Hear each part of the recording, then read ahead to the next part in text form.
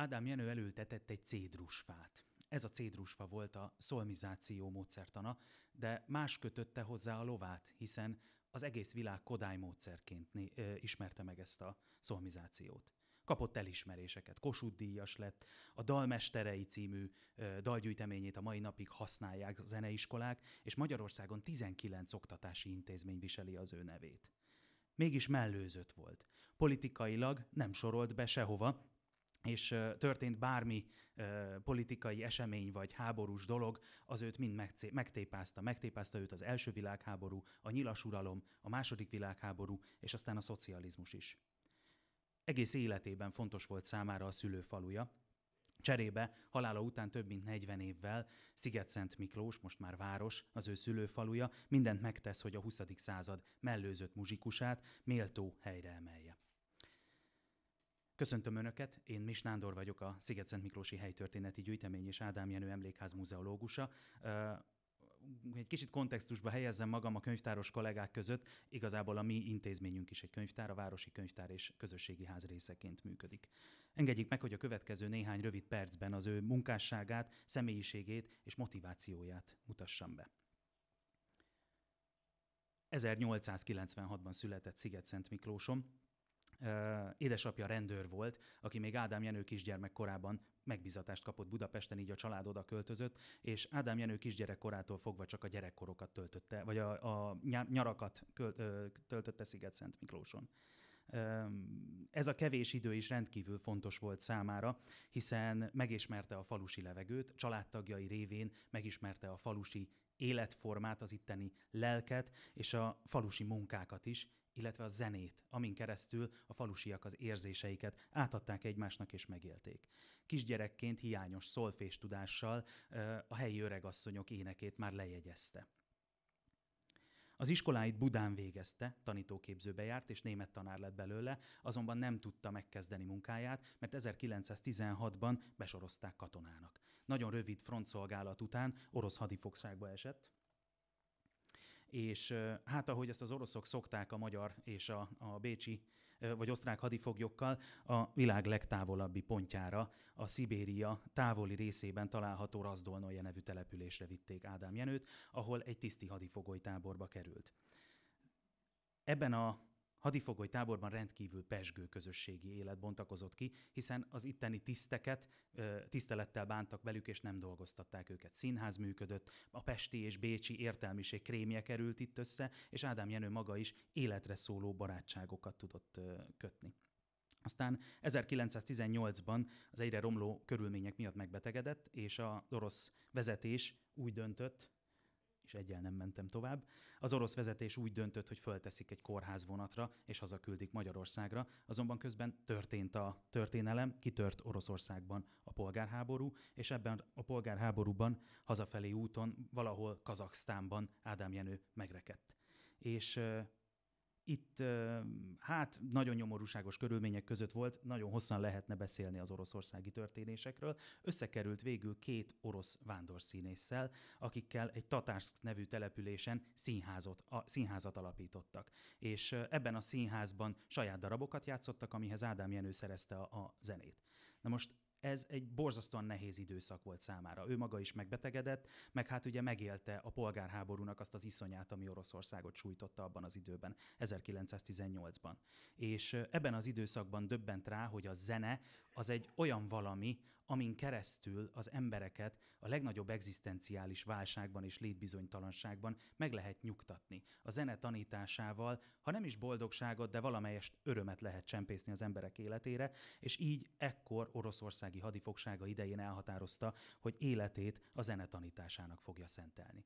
1919-ben úgy gondolta, hogy talán már véget ért a háború, úgyhogy elindulhat hazafelé, és több mint egy évnyi hányattatás után jutott haza Magyarországra.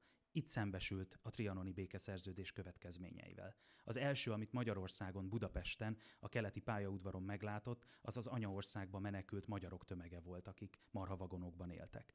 És ekkor határozta el azt, hogy a megsemmisülésre váró magyar népet talán meg tudja menteni, vagy hozzájárulhat a megmentéséhez a zene oktatásán, a zene szeretetén keresztül. Úgyhogy rögtön beiratkozott a Zeneakadémiára, ahol Kodály Zoltán volt a felvételiztető tanára, majd később, ahogy ő mondta, a osztályfőnöke, illetve talán az évfolyam vezető volna rá a legjobb leírás.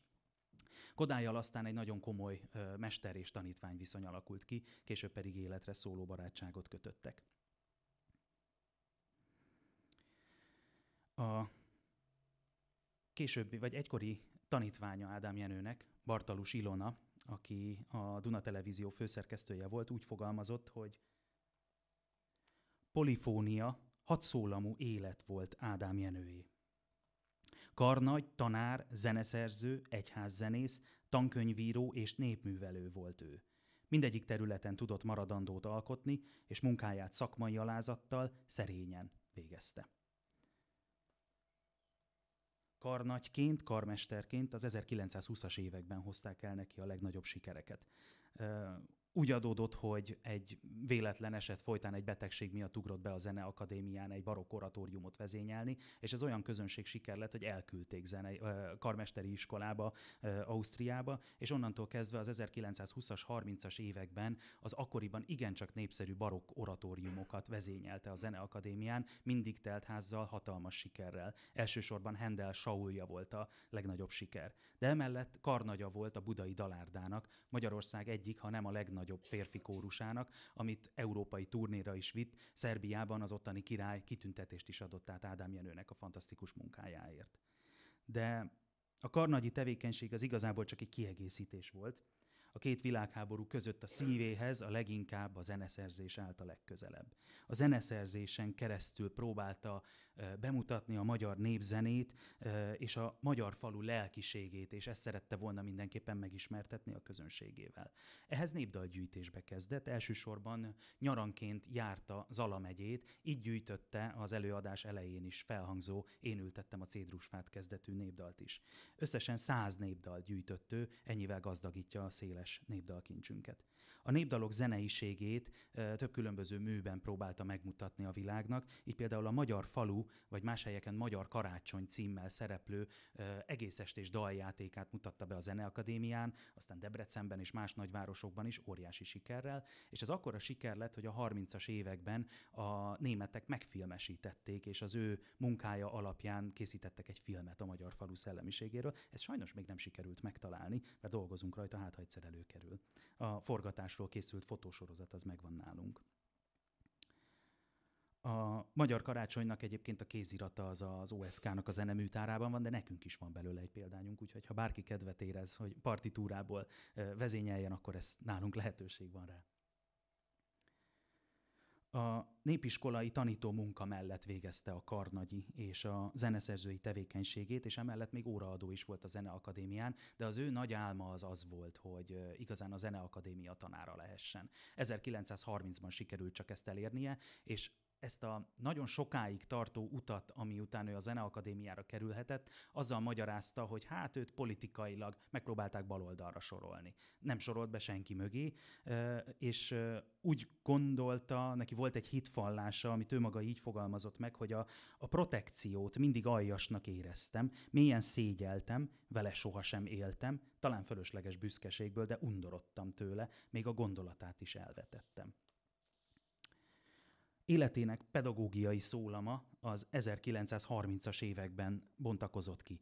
Azon gondolkodott és azon dolgozott, hogy miként lehetne az iskolán kívül is népszerűsíteni a magyar zenét.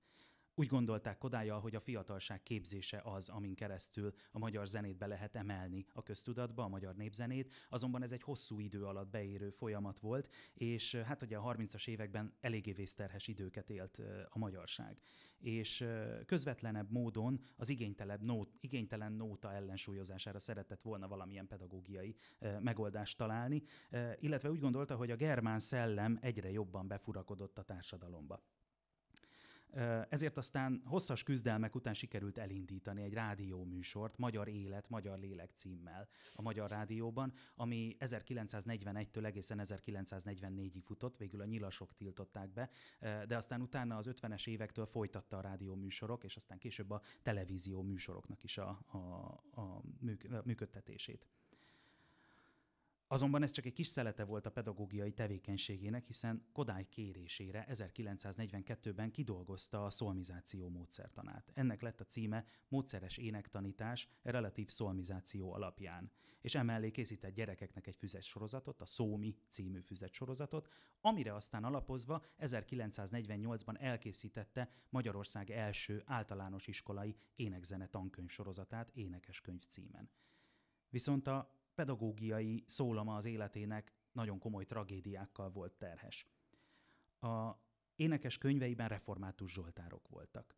Templomtornyokat rajzolt bele, illetve olyan népdalok voltak benne, amik a magyar népléleknek ezt a rendkívüli vidámságát mutatták be, és a kibontakozó szocializmusban ennek nem volt helye. Azt kérték tőle, hogy módosítsa a tankönyveit, ő erre viszont nem volt hajlandó, és ezért aztán végül bezúzták a már kinyomtatott tankönyvsorozatot.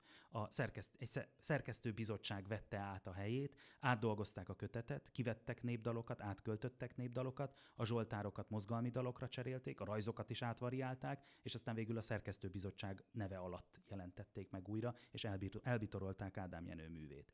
Tulajdonképpen ugyanezt történt a módszertanával is, hiszen az 1950-es években Kodály Zoltán elvitte magával a könyvet egy New York-i konferenciára, ahol rendkívül megtetszett az ottaniaknak. Ádám Jenő Kodály iránti tisztelete jeléül ráírta a borítóra Kodály nevét is. Tehát úgy kezdődött, hogy Ádám _ Kodály a módszeres énektanítás. Viszont a kinti kiadó úgy gondolta, hogy Kodálynak jobban cseng a neve, ezért megcserélte. És mire spanyolra lefordították, már az lett a címe a könyvnek, hogy Metodo Kodály. És így aztán az egész világ Kodály módszer néven ismerte meg Ádám Jenőnek a munkásságát. Ádám Jenő azonban nem adta föl, tehát ő tovább vitte a munkát, és ő vezette az 1950-es évektől a Zeneakadémián a zenepedagógiai tanszéket. Innen viszont száműzték. Azt mondták, hogy a zenepedagógiai tanszék az a klerikális reakció fészke, ő maga pedig alkalmatlan az ifjúság nevelésére. Kényszernyugdíjazták. Miután nyugdíjba ment, elkezdte járni a világ magyar közösségeit, Kanadát, USA-t, Dél-Amerikát és még számos más településre eljutott, ahol a magyaroknak tartott előadásokat, népdalokat tanított nekik, népszerűsítette tulajdonképpen a saját munkásságát és a magyarságot, és mindenhol hatalmas nagy szeretettel fogadták.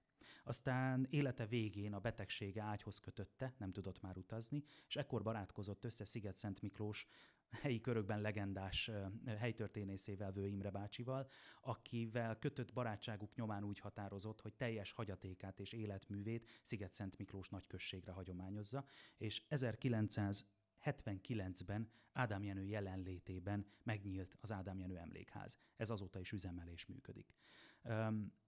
A hagyatéka az pénzbeli dolgokat is tartalmazott, és úgy határozott, hogy ezt a hagyatékot is odaadja Szigetszent Miklósnak, hogy a zenei életet, a zenei tehetséggondozást föllendítse Szigetszent Miklós, akkor már város tanácsa és később önkormányzata, és ebből született meg a Szigetszent Miklósi Ádám Jenő Alapítvány, aminek a munkássága nyomán pedig nagyon sok minden történt, elsősorban a 90-es években. 1996-ban Ádám Jenő születésének 100. évfordulóján nagyszabású konferenciát és koncertet rendeztek, és ennek az egész történetnek volt egy nagy vezetője, Székely Miklós, aki egy karnagy volt. Ő elkezdte az életmű feldolgozását, a hagyaték rendbetételét, azonban ő váratlanul meghalt, és utána hosszú évekre úgy a polcra került Ádám Jenőnek a munkássága. A 90-es években létrejött az Ádám Jenő Zeneiskola, ami aztán egyre újabb és újabb, egyre nagyobb és nagyobb épületeket nőtt ki. Végül 2014-ben került a jelenlegi épületbe, ami egy modern és nagyon jól felszerelt iskolaépület. Éppen a múlt héten tartottak művészeti hetet és emlékkoncertet Ádám Jenő halálának évfordulójára. És hoztam egy képet a szobráról, ami az iskola előtt van, ezt 2015-ben avatták föl. Mi is igyekszünk Ádám Jenő munkásságát a helytörténeti gyűjteményben feldolgozni, dolgozni rajta. A Károli Református Egyetemmel elindult pár évvel ezelőtt egy kutatási projekt, aminek most van vége, most fogjuk lezárni, és ennek a kapcsán majd kövessenek minket, a helytörténeti gyűjteményt a közösségi médiákon, illetve a honlapunkon, föl fog kerülni hamarosan 1 hónapon belül Ádám Jenő zenei munkásságának egy jelentős része. Nagyon szépen köszönöm a figyelmet.